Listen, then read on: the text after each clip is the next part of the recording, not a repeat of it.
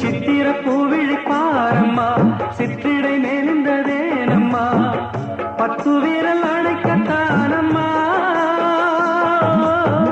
முத்துரதம் எனக்கு தானம்மா